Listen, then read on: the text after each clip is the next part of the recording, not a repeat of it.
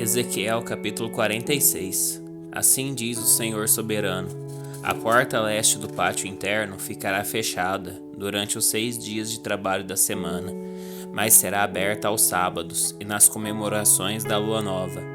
O príncipe entrará pelo pórtico da entrada, vindo de fora.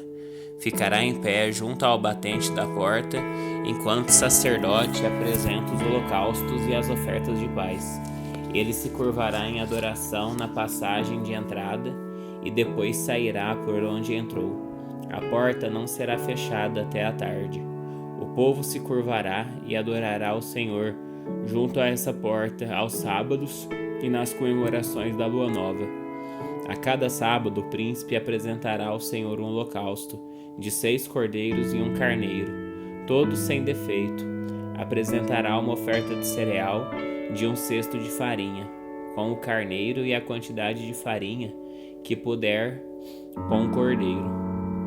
Também oferecerá um jarro de azeite para cada cesto de farinha. Nas comemorações da lua nova, trará um novilho, 6 cordeiros e um carneiro, todos sem defeito.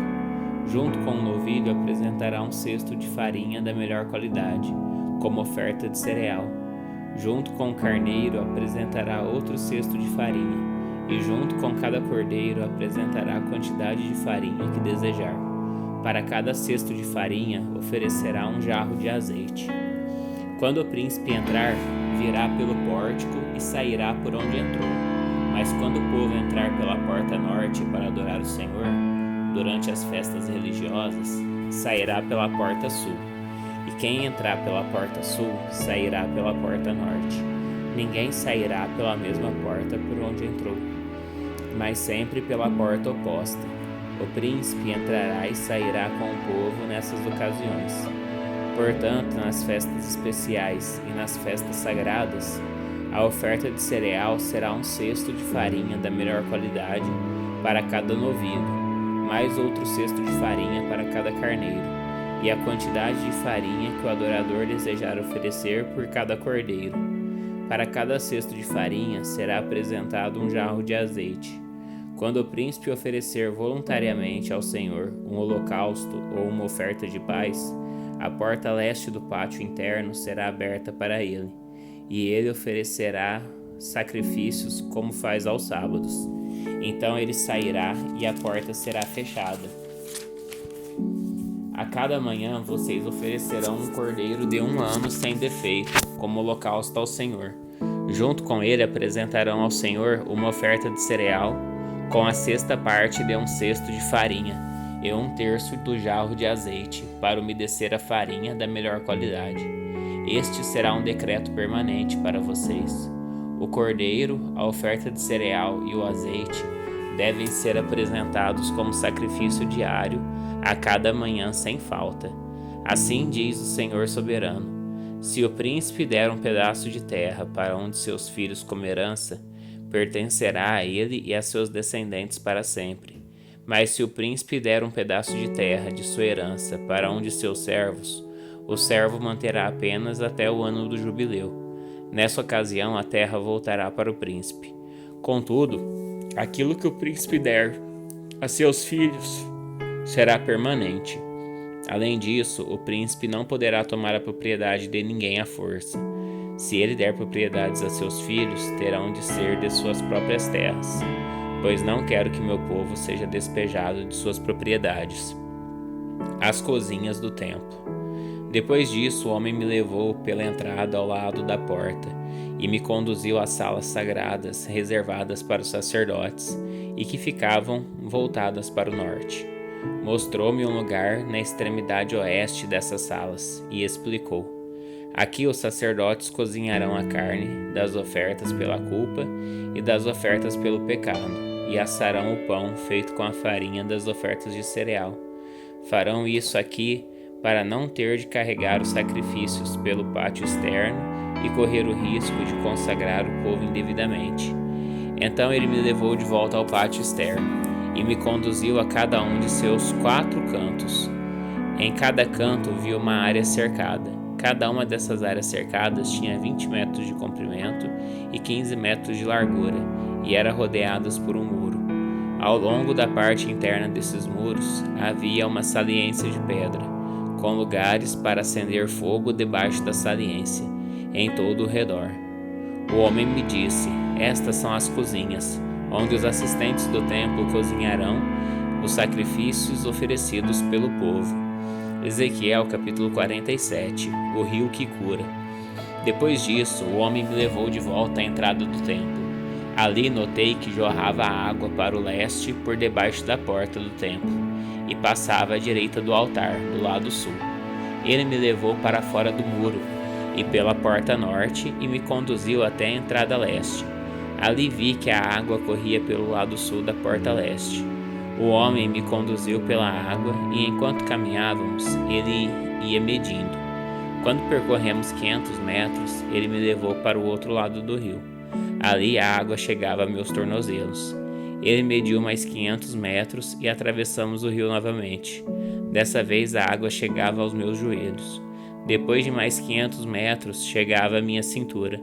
Então ele mediu mais 500 metros e ali a água era um rio fundo o suficiente para atravessar a nado, mas fundo demais para atravessar a pé.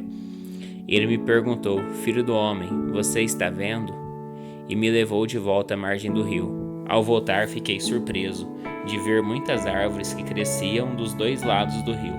Então ele me disse: esse rio corre para o leste, pelo deserto até o vale do Mar Morto.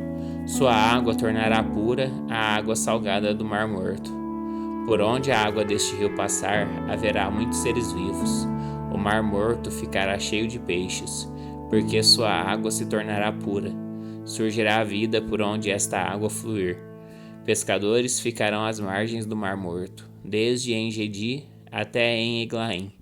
As praias ficarão cobertas de redes secando ao sol. O Mar Morto se encherá de peixes de toda espécie, como os peixes do Mar Mediterrâneo. Mas os brejos e os pântanos não serão purificados, continuarão salgados. Em ambas as margens do rio crescerão árvores frutíferas de toda espécie. As folhas dessas árvores nunca secarão nem cairão, e sempre haverá frutos em seus ramos. Produzirão uma nova colheita cada mês, pois são regadas pela água do rio que nasce no templo. Seus frutos servirão de alimento e suas folhas de remédio. As fronteiras da terra. Assim diz o Senhor soberano: dividam a terra desta forma entre as 12 tribos de Israel.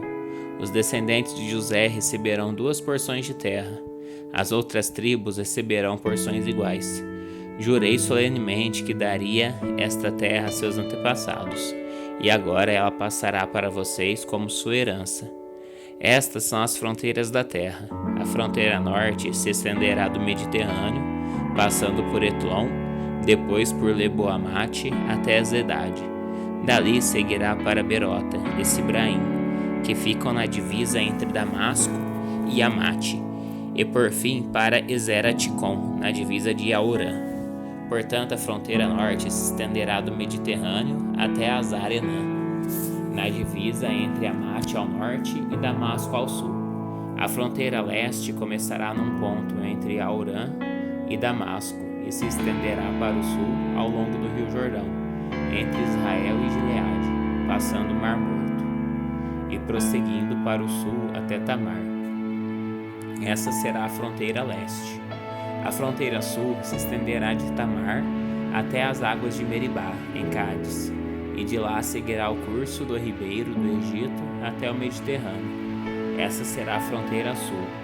Do lado oeste, o próprio Mediterrâneo será a sua divisa, desde a fronteira sul até o ponto em que começa a fronteira norte, de frente para Lebo-Amate. Dividam a terra dentro dessas fronteiras entre as tribos de Israel. Distribuam a terra como herança para si mesmos e para todos os estrangeiros que vivem entre vocês e criam os filhos em seu meio. Eles serão para vocês como israelitas de nascimento e receberão herança entre as tribos. Esses estrangeiros receberão terras dentro do território da tribo com a qual eles vivem. Eu, Senhor soberano, falei. Ezequiel capítulo 48. A distribuição da terra. Aqui está a lista das tribos de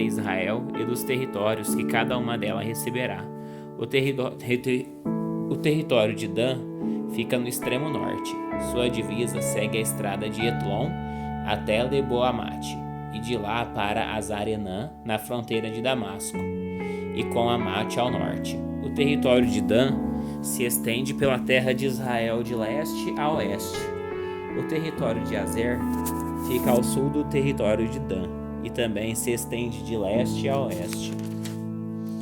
A terra de Naftali fica ao sul da terra de Azer, e também se estende de leste a oeste. Em seguida vem Manassés, ao sul de Naftali, e seu território também se estende de leste a oeste. Ao sul de Manassés fica Efraim, depois vem Ruben e em seguida Judá, todos com divisas que estendem de leste a oeste. Ao sul de Judá fica a terra separada para o propósito especial. Ela terá 12,5 km de largura e terá as mesmas fronteiras a leste e a oeste que os territórios das tribos. No centro dela estará o templo. A área separada para o Senhor terá 12,5 km de comprimento e 10 km de largura. Haverá uma faixa de terra para os sacerdotes com 12,5 km de comprimento e 5 km de largura. No centro dela está o templo do Senhor. Essa área será separada para os sacerdotes consagrados, os descendentes de Zadok, que me serviram fielmente e que não se desviaram junto com o povo de Israel, e com os outros levitas. Essa será a sua porção especial quando a terra for distribuída. O território santíssimo, junto ao território dos sacerdotes, ficará a terra onde os outros levitas viverão. A terra separada para os levitas terá o mesmo tamanho e a mesma forma de terra dos sacerdotes, 12,5 km de comprimento e 5 km de largura. Juntos, essas porções de terra terão 12,5 km de comprimento e 10 km de largura. Nenhuma porção dessa terra especial poderá ser vendida, trocada ou usada por outros, pois pertence ao Senhor e é consagrada. Outra faixa de terra com 12,5 km de comprimento e 2,5 km de largura ao sul da área sagrada do templo será para uso público, para casas, pastos e terras comuns. No centro dela estará a cidade. A cidade terá 2.250 metros de cada lado, norte, sul, leste e oeste. Em volta da cidade haverá uma área aberta com 125 metros em todas as direções. Fora da cidade haverá uma área para plantações, que se estenderá por 5 km para leste e 5 km para oeste, junto à divisa com a área sagrada. Essa terra de cultivo produzirá alimento para os trabalhadores da cidade. Os que vierem das diversas tribos para trabalharem na cidade poderão cultivar essa terra. A área toda, incluindo as terras sagradas e a cidade, formará um quadrado com 12,5 km de cada lado. As áreas que restarem para o leste e para o oeste das terras sagradas e da cidade serão do príncipe. Cada uma dessas áreas terá 12,5 km de comprimento e se estenderá em direções opostas para as fronteiras leste e oeste de Israel. No centro estarão as terras sagradas e o santuário do templo. Portanto, as terras do príncipe incluirão toda a terra entre os territórios separados para Judá e para Benjamim, exceto a parte separada para as terras sagradas e para a cidade. Estes são os territórios separados para as tribos restantes. O território de Benjamim se estende pela terra de Israel, de leste a oeste. Ao sul de Benjamim fica o território de Simeão, que também se estende de leste a oeste. Em seguida vem o território de Isacar, com as mesmas divisas a leste e a oeste. Depois vem o território de Zebulão, que também se estende de leste a oeste. O território de Gade fica ao sul de Zebulão, com as mesmas divisas a leste e a oeste. A fronteira sul de Gade vai de Tamar até as águas de Meribá, em Cádiz. Depois segue o ribeiro do Egito até o Mediterrâneo. Esses são os territórios que serão distribuídos como herança a cada tribo. Eu, o Senhor soberano, falei. As portas da cidade. Estas serão as saídas da cidade. No muro norte, que tem 2.250 metros de comprimento, haverá 3 saídas, cada uma com o nome de uma das tribos de Israel. A primeira será chamada Ruben, a segunda Judá e a terceira Levi. No muro leste, que também tem 2.250 metros de comprimento, estarão as portas chamadas José, Benjamim e Dan. No muro sul, que também tem 2.250 metros, estarão as portas chamadas Simeão, Isacar e Zebulon. E no muro oeste, que também tem 2.250 metros de comprimento, estarão as portas chamadas Gade, Azer e Naphtali. A distância ao redor de toda a cidade será de 9 quilômetros, e daquele dia em diante o nome do Senhor será: O Senhor está ali.